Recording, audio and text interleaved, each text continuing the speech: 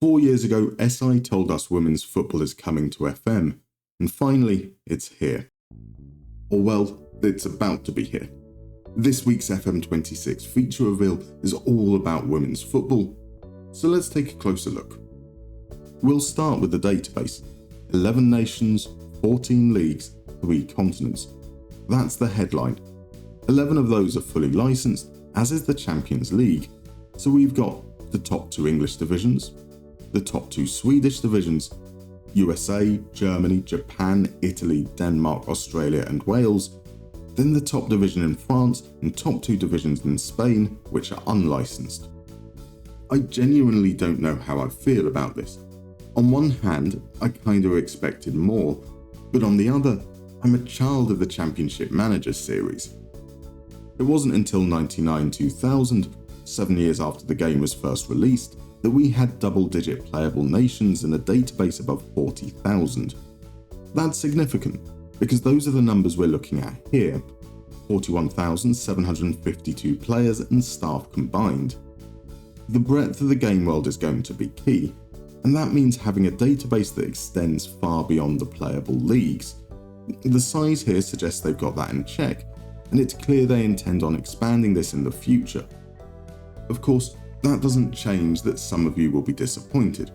If you're from Portugal, you'll have wanted the Portuguese leagues. If you're from South America, you will have wanted just any representation at all. If you're from Scotland or Northern Ireland, you might be wondering why the initial promo suggested your leagues would be included. That's bad. I mean, I get it. They just had a map of the UK and coloured it in.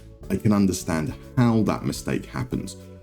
But it doesn't really inspire confidence as to the attention to detail. Of course, those working on the promo won't be the same as those working on the game itself.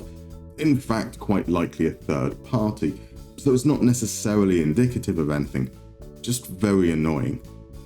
Back to the league options, and personally, I'm quite happy with the spread.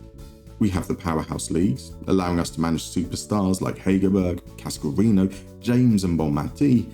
We have historic significance, with the Damallsvenskan being the first league to turn professional. And we have Wales. Joking aside, it's quite nice that right off the bat, we'll have diversity in the quality of leagues available.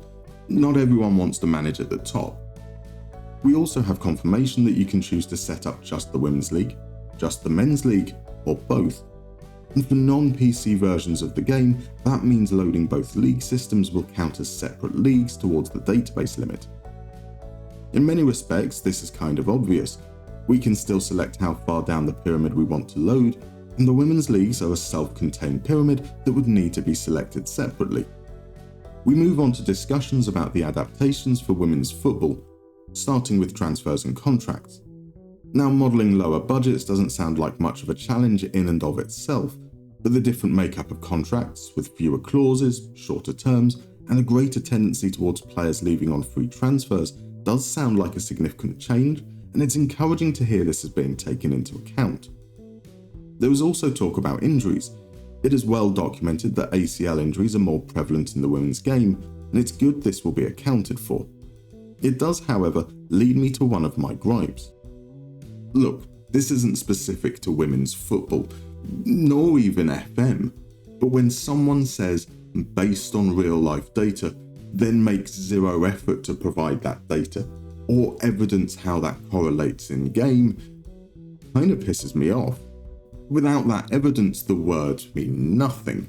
You may as well have said, based on the medical advice of Felix Magath. Sorry, I digress. We also have a little excerpt of motion capture. This is something that SI have spoken about previously, with the Kometa twins being heavily involved, and again it's great to see this being taken into consideration. On to attributes. A 20 is still a 20. For example, a striker in the women's game with a 20 for finishing is rated on the same scale as a men's striker, just measured within their own competitive context.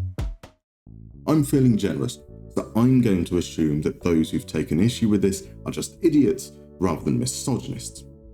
The same scale means that a rating system from 1 to 20 exists in FM for both the men's and women's game. Just measured within their own competitive context means these ratings are relative.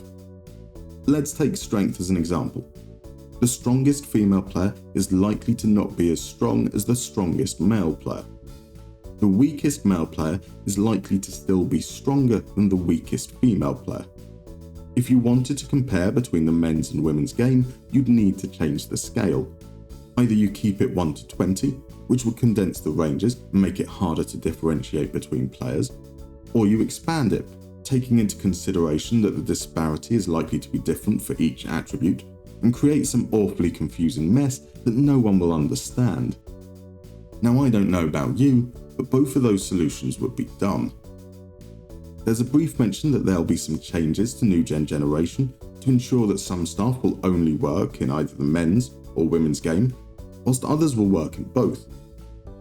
We get a glimpse of some different stadium designs, which helps to showcase what smaller stadiums might look like, and we get another couple of screenshots containing the new tactical roles, but I'm guessing we're going to hear about that next week when they dive into the match day. Overall, I like what we've seen. It's not much, confirmation of what leagues will be available, and an overview of how the women's football experience will differ from the men's, but there's not really much more they can say. Sure, they could have shown more in-game footage, but it would still be highly curated.